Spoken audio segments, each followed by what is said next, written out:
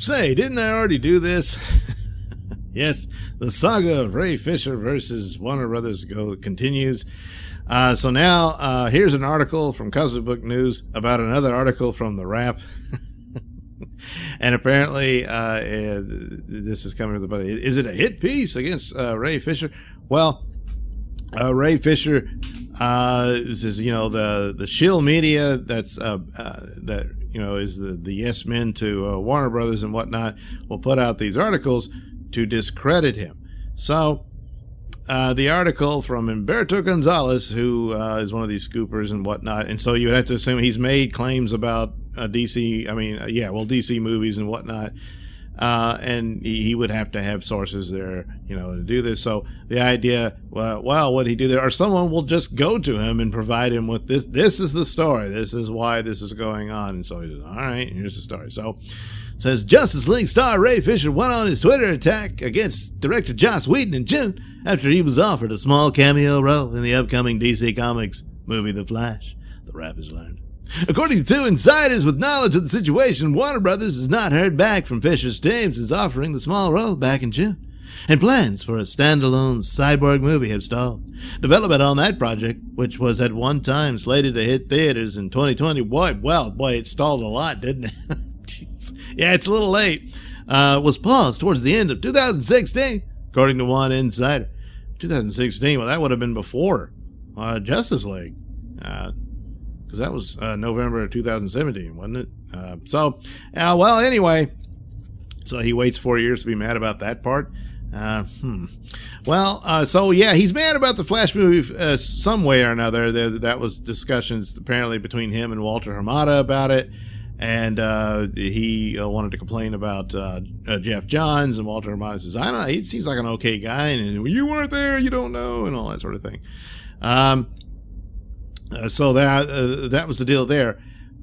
So yes, as McCloin from Cosmic Book News concludes here, yes, the article makes it sound that since Ray Fisher didn't have a larger role in The Flash and Cyborg, he got mad and lashed out on Twitter. Well, Ray responds to the article, getting tagged in a trash article, $0. Being able to watch that article get universally flamed more easily because you were tagged, priceless. A is greater than E. It's really douchey. It's accountability is equal. I mean, it's not equal. It's greater. See, I messed it up.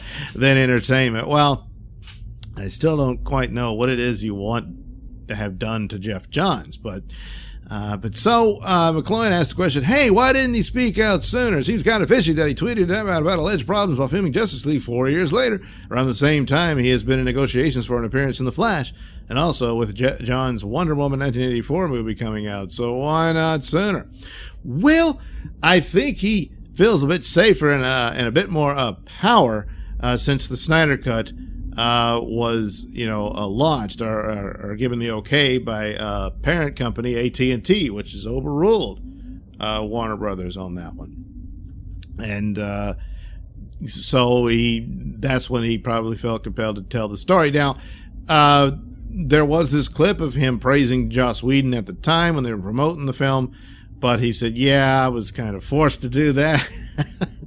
And I didn't mean one word of it, so I can understand him setting the record straight on something like that, but now it's like he wants this investigation, like there's some heinous crime been committed, and he needs justice and all that. And then even Momoa, yes, backed him up and said, yeah, we were treated like crap on the set and all that. But so far, it's really just the two of them. People rumor that Affleck was irritated with Jeff Johns' interference and whatnot. But that's about, as for Affleck himself, he has not spoken about this. Henry Cavill, nothing. Gal Gadot, nothing, even though there were rumors that she got in an argument with Joss Whedon and that he wanted her to do the scene where the Flash falls on top of her and she didn't want to do it. And the stunt double does it, all this type of thing. But actually, Gadot has not spoken to it. And Ezra Miller, he hasn't said anything.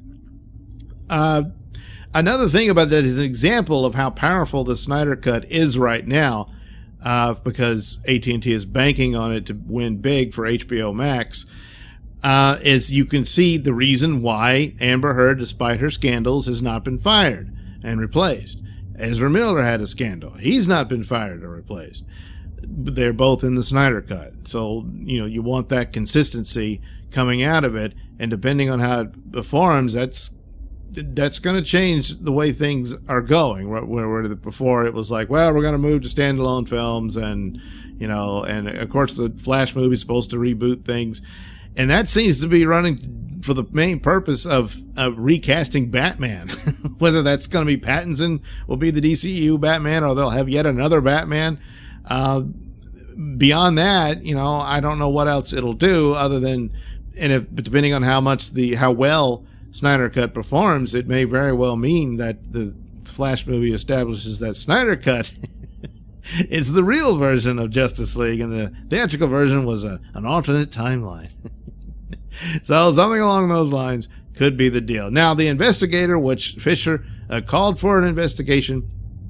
Apparently, the article claims that the investigator was actually hired by parent company Warner Media and not Warner Brothers. Now, if this can be conclusively substantiated, then that means that Fisher has not been telling the truth. He says his complaint with not cooperating with this investigator was because they answered to Warner Brothers Pictures, and he wanted him to answer to Warner Media because he didn't really trust Warner Brothers Pictures or whatever, because the investigator's only going to tell them what they want to hear and that sort of thing.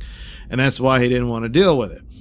Well, if they're not really beholden to Warner Brothers and they're beholden to Warner Media, then what's the deal here? Why are you telling falsehoods here in that matter? And if you're telling falsehoods about that, then what else is there? Or perhaps he just doesn't know any better and thinks that, or someone fed him some information that isn't true, and he got fooled, and whatever, he just got it wrong. He's not lying, he was just wrong, and I suppose that's possible, but it's just not looking good. Because yes, he does go on the shill sites, will attack, and that's true, and that does happen, and he's got a point there, and that could be the purpose of the rap. But if the rap's got the goods, it really doesn't matter what their motive was, especially if you're being dishonest about the situation of who's in charge of the investigation. So that would be a problem. In the end, I don't know exactly what does he want to happen. This is the question: what exactly did they do wrong? Based on what he said, they were a-holes. Yeah, that happens, but you know what? You got to work with a-holes all the time in life, and that is life. And beyond that, especially between him and Momoa, that's all that's been stated. He says a statement that his career was threatened, but he describes it as a thinly veiled threat, and that could be open to interpretation.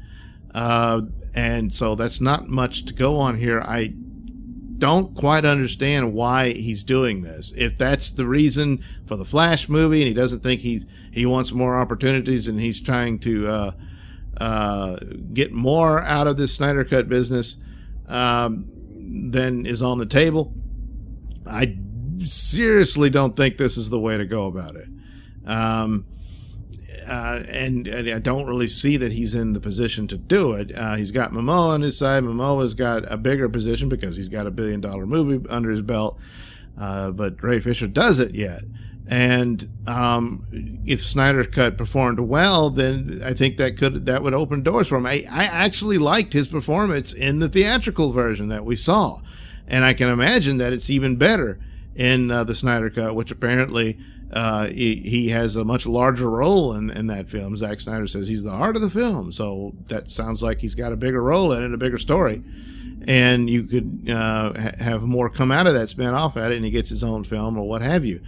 But I don't know what this behavior is, and especially what is the terrible crime that Jeff Johns did, and he doesn't really specify it, and that's another problem to this. And at this point, he's the accuser, so you've got to put up the goods here about what happened and what's so bad that you're this upset, and you're kind of burning bridges here. I mean, especially when he got into that.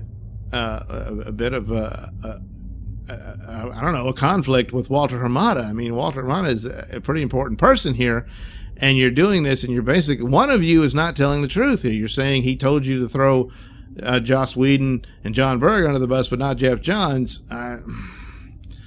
You know, and then they're saying that's not true. So somebody's not telling the truth. And if you do something like that, you've really burnt some serious bridges here. And there's no reason to do it, because in the end, you know, you were a big champion for Snyder Cut and you won. What is it that they're supposed to do with Johns? They're supposed to exile him from the company altogether? He's supposed to never be employed again and starve to death living under a bridge? I don't know. You know, he says, you know what? I was a bit of an a-hole to you, and I'm sorry. I don't think that's going to do it. So I don't understand what the end goal is here, as far as, you know, these personalities dealing with it. And so I just don't see how this looks good or works out for him. I think the damage may already be done.